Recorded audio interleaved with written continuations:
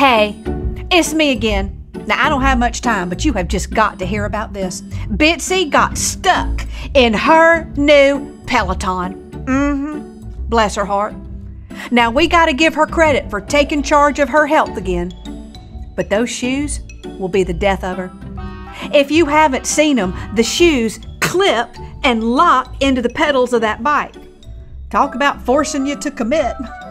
I think if they had those on the Riding Bull over at Honky Tonks, more people would be able to stay on. And I would not have sprained my ankle. And whose idea was it to get Bitsy a Peloton? And I hope they make plus-size bicycle seats. I'm just saying, she's a whole lot of woman for that tiny little seat. We were sure she wouldn't make it through a minute of a class, but we did not know about Cody, the instructor with the tight abs and the delicious smile, who could make any lazy woman rethink exercise.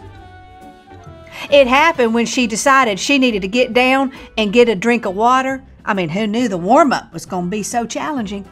And she couldn't get out. That bike had a steel grip on her feet, and it wasn't letting her go anywhere. She pulled, and she pushed, and she twisted, and she bent, and she tried it real fast, and then she tried it real slow. But the harder she tried and the more she kicked, the more it just kept whipping her body around, like that giant blow-up swirly man they put out front of the car dealership. It's a wonder she didn't break her back or fall completely over bringing the bike with her, which is what she said almost happened. And I bet that instructor would have kept right on pedaling and telling her to raise the resistance. They can be quite brutal that way. Luckily, she had her phone with her and she could call 911.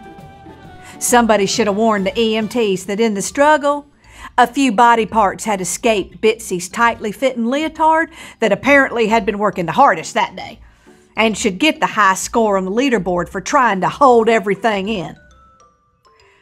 It took 3 men to get her out, and a good bit of discussion over how to disable these locks until one bright bulb finally said, what if we just take her feet out of the shoes instead of the shoes out of the bike? And everybody stopped and stared and tried to say they were thinking the same thing. And so with one push and a pull, they extricated Bitsy from the shoes in that perilous situation. She was sweating so much from all the exertion that everybody agreed she had already worked out enough for the day. I heard tomorrow she's taking a body pump class, so we got the fire department on standby. There's just some bodies that don't need to be pumped, in my humble opinion. We all had bets placed that Bitsy would have given up by now, but we all underestimated the power of Cody. Okay, gotta go. More coming soon from the small town with the big heart, where the people stay but the gossip travels.